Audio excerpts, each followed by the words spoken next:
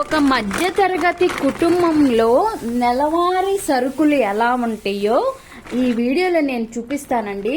మాది చాలా సాధారణమైన చిన్న ఫ్యామిలీయేనండి. సో మేము ఎన్ని నెలలకు సరుకులు తీసుకుంటాం అనేది చిన్న వీడియోనేనండి. ఇవి అందరూ కూడా తీసుకుంటారు, కానీ నేను ఒక జాబ్ హోల్డర్గా, అలానే ఒక ఉమెన్గా, అలానే మేము ఎలా అడ్జస్ట్ చేసుకుంటాము, ఎన్ని రోజులకి మేము సరుకులు తీసుకుంటాం అనేది చిన్న వీడియోనేనండి. ఇది మనందరికి కూడా కామన్గా సరుకులు తీసుకొచ్చుకుంటాము, కానీ ఎందుకో నేను ఈరోజు కొన్ని విషయాలు మాట్లాడుతూ ఈ వీడియో చేయాలనిపించిందండి. సో పూర్తిగా చూడండి. నేను కొన్ని జీవిత సత్యాలు హైదరాబాద్లో చెప్తానండి. ఫస్ట్ వచ్చేసి మినపగుళ్ళు ఎందుకు అని అంటే, ఇప్పుడు మనం బయట టిఫిన్ చేయాలంటే 35 రూపీస్ అవుతుందండి. సో మేము జాబ్స్కి వెళ్తాం కాబట్టి మార్నింగే చాలా బిజీ ఉండిద్ది.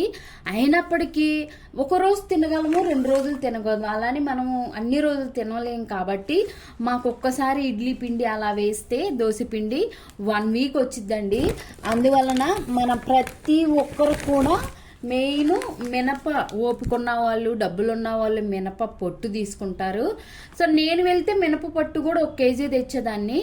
మేము లిస్ట్ ఇచ్చామన్నమాట, వాళ్ళు తీసుకొచ్చారు. సో 2 కేజీలండి. నాకు ఈ 2 కేజీలు దాదాపు 2 months పైనే వస్తుంది. సో ఎందుకంటే ఒక్కోసారి వెయ్యను, ఒక్కోసారి వేస్తారు. మ్యాక్సిమం అయితే నూకొప్మా ఇవే చేసుకుంటాము. సో ఇడ్లీ కూడా మార్నింగ్ షిఫ్ట్లు ఉన్నప్పుడు నేను ఇడ్లీ చేసుకుంటాను. అందువలన 2 కేజీలు గుళ్ళు అయితే మినపగుళ్ళు. ఇది వచ్చేసి నూకండి, ఎర్ర నూక జావ అనమాట. మేము ఇది పొద్దున పూట నానబెడతాను నేను. సాయంత్రం వచ్చేసి ఓపుకుండి నాకు కట్ చేయాలనిపిస్తే కొన్ని క్యారెట్లు, పచ్చి బఠానీ వేసుకొని చక్కగా జావలాగా చేసుకుంటామండి. దాంట్లో సాంబార్ పొడి వేసుకొని చక్కగా మేమైతే దానికి అలవాటు పడిపోయామన్నమాట బాగా. అది కాకుండా ఇది చాలా హెల్దీ కూడా, గోధుమ నూక ఉప్మా అంటారు కదా. ఇంక మేము ఆ జావ అంటే చక్కగా నేను నెయ్యి వేసుకొని తింటుంటే అసలు ఎంత బాగుందోనండి నిజంగా. అది మా హస్బెండ్ అలవాటు చేశారు నాకు. చాలా చాలా బాగుందండి. వీడియోలు అంత ఎక్కువైపోతుంది కానీ ఫాస్ట్గా చెప్తున్నాను. ఇది వచ్చేసి కేజీ అండి. కేజీ కూడా దాదాపు 2 months వచ్చింది. ఎక్కువ తింటే అంటే కేజీ 2 months అంటే ఇప్పుడు ఎక్కువ తింటున్నాం కాబట్టి ఇది 2 months రాదండి. ఒక 3-4 టైమ్స్కి వచ్చింది అంతేను. ఎందుకంటే మేము ఇద్దరమే ఉంటాం కాబట్టి తక్కువగానే తింటాము. అది కాకుండా మనకి ఇంత వేసినా కానీ ఇంత నాకు కూడా చేసుకోవచ్చు అండి. అలా చేయొచ్చు జావని. వేరుశెనగ గుళ్ళు మనందరికీ తెలిసిందేనండి. ఈ వేరుశెనగ గుళ్ళు ఖచ్చితంగా పల్లీలు పచ్చడి చేసుకున్నాం. ఎందుకంటే మేము ఉదయం పూట టిఫిన్ తింటాము, సాయంత్రం పూట టిఫిన్ తింటాము. ఏమా మీకు అంత అంటే మాకు అలా అలవాటు అయిపోయిందండి. సాయంత్రం పూట లైట్గా తింటాం అన్నమాట. అందువలన మేము ఒక్క పూటే రైస్ తింటాము, అది కూడా బ్రౌన్ రైసే తింటాం. మ్యాక్సిమం బ్రౌన్ రైసే. వీక్లీ 1-2 సార్లు వైట్ రైస్ తింటాము. ఎందుకంటే ఇప్పుడున్న రోజుల్లో ఆరోగ్యం చాలా చాలా ఇంపార్టెంట్ అండి. ఇవైతే మాకు చాలా రోజులు వస్తాయండి. ఇవి ఎక్కువగా కొద్దిగా వేసుకుంటాను చట్నీకి. దీంతో పాటు పుట్నాలు కూడా వేసుకుంటాము. ఇది 1 కేజీ అనమాట. కూడా వీడియో చేయాలమ్మా అని అనుకోవద్దు. అంటే ఒక సామాన్య మానవుల్లాగా, అంటే సామాన్య ప్రజల్లాగా మేమైతే మాది ఇక్కడ వచ్చేసి హైదరాబాద్లో రెంట్ ఇల్లు అండి మాది. ఎందుకంటే ఇలా మనము సరుకులు మేము ఎప్పుడో అంటే చాలా లేట్గా తెచ్చుకుంటాము. ఇంకా మేము పొద్దున్నుంచి సాయంత్రం వరకు కూడా కష్టపడి అద్దులు కట్టుకున్నప్పుడు ప్రాణం చాలా బాధ ఉండిద్దండి. సో ఏం చేస్తామండి, మాకు కూడా ఒక సొంత ఇల్లు రావాలని చాలా చాలా ఉంది. సో నేను నార్మల్గా యాజ్ యూజువల్గా పుట్నాలు అయితే వేస్తాను. సో వారానికి 2 సార్లు ఏమో కొబ్బరికాయ కొడతారు ఇంట్లో దేవుని ముందు. దీన్ని మిక్స్ చేసేసి చట్నీస్ చేస్తానండి. ఇది 1 కేజీ. కేజీలే మాకు దాదాపు 2 months దాకా వస్తాయండి అటు ఇటుగా. ఇడ్లీ నూక అనమాట. యాజ్ యూజువల్గా ఇడ్లీలు చేసుకున్నప్పుడు నూక ఉండేది కాబట్టి ఇడ్లీ నూకేనండి. ఇది 2 కేజీలు రాశాను నేను. కేజీ ఎక్కడో ఉందో వెతుక్కోవాలి. సేమ్ మనకి ఇడ్లీ నూక అందరికి తెలిసిందే కదా అండి. ఇది వచ్చేసి ఉప్మా రవ్వ అండి. ఈ ఉప్మా రవ్వని నార్మల్గా మేము ఉప్మా చేస్తే పెద్దగా మాకు ఎక్కదు, కానీ టమాటో బాత్ చేసుకుంటామండి. ఉల్లిపాయలు టమాటోలు ఇవి వేసి చాలా మెత్తగా చేసి నీళ్లు ఎక్కువ, మేము ఇది హాఫ్ కప్ వేసామనుకో ఒక 4-5 కప్పులు వేస్తామండి. అప్పుడు క్వాంటిటీ కూడా ఎక్కువ ఉండేది కదా, చాలా స్మూత్గా వెళ్ళిపోయిద్దండి. కర్ణాటక స్టైల్ టమాటో బాత్ అంటారు కదా, దాంట్లో మనం పల్లీలు పచ్చడి వేసుకొని నెయ్యి వేసుకొని తింటే అస్సలండి నిజంగా నెయ్యి ఉంటే నాకు సరిపోయిద్దండి. స్మూత్గా వెళ్ళిపోతాయి అనమాట. ఇది కూడా ఎక్కువగానే తింటాము. ఇది వరకు అసలు ఈ ఉప్మా అసలు మేము తినేవాళ్ళం కాదు. టమాటా బాత్ కుదిరిన కానుంచి అయితే ఉప్మాని బాగా తింటున్నాము. ఇది కూడా ఎక్కువగానే సేల్ అయిపోయిద్ది మా ఇంట్లో. సేమియా అండి, మేము ఎక్కువగా అంటే ఎక్కువగా తెచ్చుకోమన్నమాట, తినే వాళ్ళు ఎవరు లేరు కదా. సో సేమియాలు నేను చాలా తక్కువ అండి, రెండు వారాలకు ఒకసారి ఏమో అలా ఉప్మా చేస్తాను. మోస్ట్లీ ఎక్కువ పెసరట్టు ఇవే వేసుకుంటాం అనమాట. సో సాయంత్రం ఎప్పుడన్నా ఒకసారి చేసుకుంటాము. ఇది వచ్చేసి అప్పుడప్పుడు పాయసం చేయటానికి కూడా నేను ఉపయోగిస్తాను. సో సేమియాలు ఇవి కూడా కేజీనే. కారం అండి, నాకు నిన్నటితో కారం అయిపోయింది. ఎందుకంటే మళ్ళీ నేను ఎండాకాలం అయితే ఊరు వెళ్ళి కారం పట్టించుకుంటాను. నేను మసాలా కూర కారం అని రాశాను, మరి స్వస్తిక్ వేసారండి. ఇది నేను ఎప్పుడు వాడలేదు అసలు. మరి ఇది మంచిదో లేదో మీకు ఎవరైనా తెలిసి వాడుతుంటే నాకు కామెంట్స్లో తెలపండి. నాకైతే కారాలు ఇట్లా అంటే షాప్స్లో ఇట్లా కొనుక్కొని వాడటం నాకు అస్సలు ఇష్టం ఉండదు. 200 రూపీస్ అంట.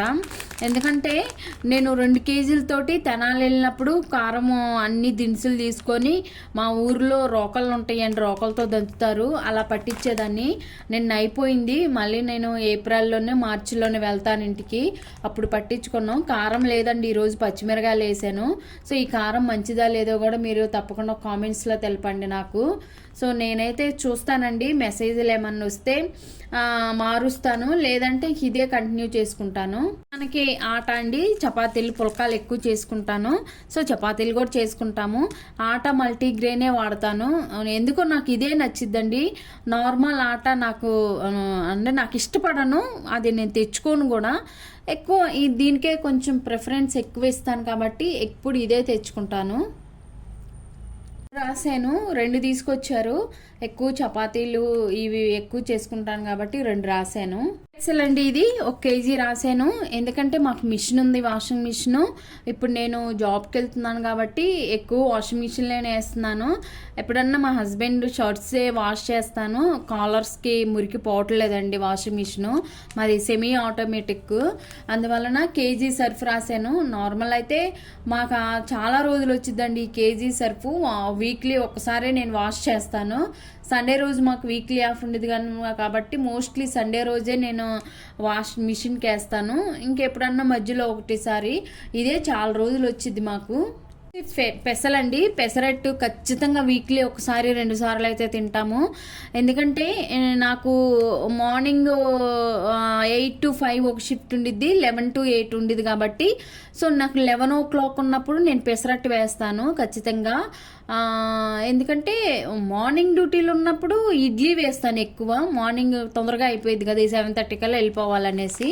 సో అందువలన పెసలు నేను 11 to 8 షిఫ్ట్ చేసినప్పుడు నేనైతే ఈ పెసరట్టు ఖచ్చితంగా ఉండిద్దండి మాకు కంపల్సరిగా. చక్కగా ఆనియన్ వేసుకొని ఒక 4 ఆయనకి, ఒక 2-3 నాకు అలా తింటాము పెసలు. ఇది కూడా సేల్ అయిపోయిద్ది. మనకి ఇవి ఉండేది కదండి దినుసులు. సో ఆవాలు, జీలకర్ర కూడా నేను జీలకర్ర పొడి చేసుకొని పెట్టుకుంటాను.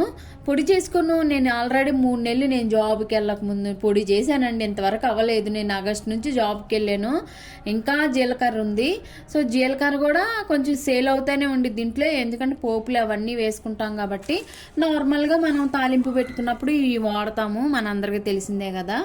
పియర్స్ సోప్ అండి, ఇప్పుడు చలికాలం కదా, ఈ పియర్స్ అయితే వాడతాము.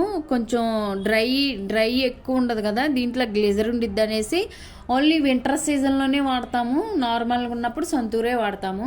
వచ్చేసి వింబార్ సోపులు గిన్నెలు కడగటానికి. నేనైతే వింబారు రౌండ్ది ఉండిద్ది కదండి, రౌండ్ పెద్దది, అది తీసుకొచ్చుకునేదాన్ని. అదైతే నాకు 2 months దాకా వచ్చేది, ఎందుకంటే ఒక పూట గిన్నెలు కడుగుతాను కాబట్టి. ఇక్కడ ఏంటంటే నేను జాబ్కి వెళ్తున్నప్పటి నుంచి పని మనిషిని పెట్టుకున్నాను. ఆమె అయితే సబ్బు 1 week కూడా రానివ్వట్లేదండి. సబ్బు అయితే ఊరికూరికనే అయిపోతుంది. అమ్మ సబ్బు అయిపోతుంది, అమ్మ సబ్బు అయిపోతుంది అనేసి అంటుందని నేను 10 రూపాయల సబ్బులు అయితే తెప్పించాను. 10 రూపాయల సబ్బులు 10 అయితే తెప్పించాను. ఎందుకంటే అది 45 rupees ఏమైద్దండి. కానీ అది ఆమె 15 రోజులు కూడా రావట్లేదు, వాడేసేస్తుంది బాగా.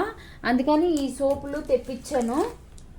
ఏంటండి, సర్ఫ్ అయినా సబ్బులైనా సర్ఫ్ ఎక్సెలే నాకు సూట్ అయ్యిద్ది. సర్ఫ్ ఎక్సెల్ సబ్బులండి 5. ఎందుకంటే నేను బట్టలు మామూలుగా మనం మిషన్లు వేసాకన్నా కొన్ని మనం వాష్ చేసుకుంటాం కదా. నేను చెప్పాను కదండి, ఆయన షర్ట్లు ఇవి యాప్రాన్స్ ఇవన్నీ కూడా సబ్బు కంపల్సరీగా కావాలి. ఎంత సర్ఫ్ ఉన్నా కానీ సబ్బులు కావాలి కాబట్టి బట్టలు అనేది నేనే ఉతుక్కుంటాను కాబట్టి ఒక 5 సబ్బులు అయితే తెప్పించుకున్నాను. ఇవి సరిపోతాయండి, పెద్ద ఉన్నా కానీ అవి మన చేతికి అవ్వరము. అంతంత పెద్దవి ఎందుకు, 10 రూపాయలు సరిపోయిద్ది అనేసి ఇది 10 15 అండి తెప్పించుకున్నాను. జీడిపప్పులు కూడా ఎప్పుడన్నా ఒకసారి వేసుకుంటే, ఈ జీడిపప్పులు తెచ్చిన కాడి నుంచి నేను తినటమే సరిపోయిద్ది.